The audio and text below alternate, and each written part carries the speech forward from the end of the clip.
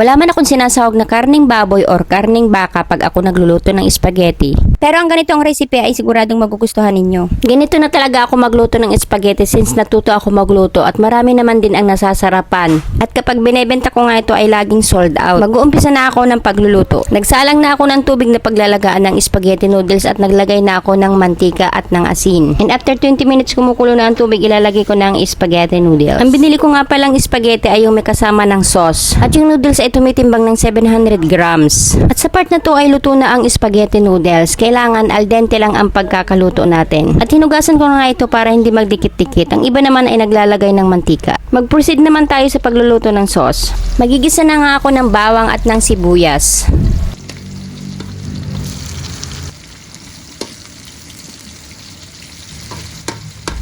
At maglalagay ako ng hiniwang bell pepper. At isa ito sa nagpapasarap sa spaghetti.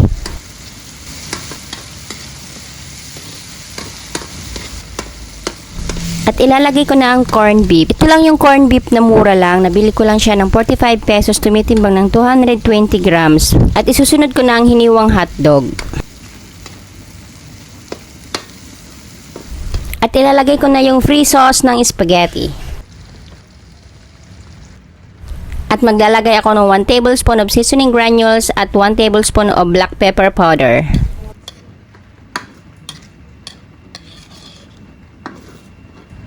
At maglalagay na ako ng condensed milk, all-purpose cream, at ng evap milk. Bali, tagkakalahati lang ang mga nilagay ko.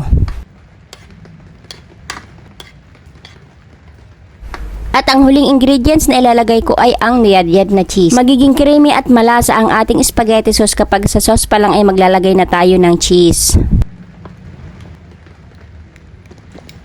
At sa part na to ay luto na ang spaghetti sauce at magpe-plating na ako. So kung hindi ka pa nakasubscribe sa aking YouTube channel, please subscribe at pindutin mo lang ang notification bell para updated ka sa aking mga latest video. At maglalagay ulit ako ng cheese para mas lalong masarap. So eto na nga ang creamy and cheesy spaghetti ni Ate Mai. O diba, itsura pa lang siguradong masarap na. At itong part ang pinakagusto ko, ang taste test. So hanggang dito na lang ang aking cooking vlog. Thank you for watching.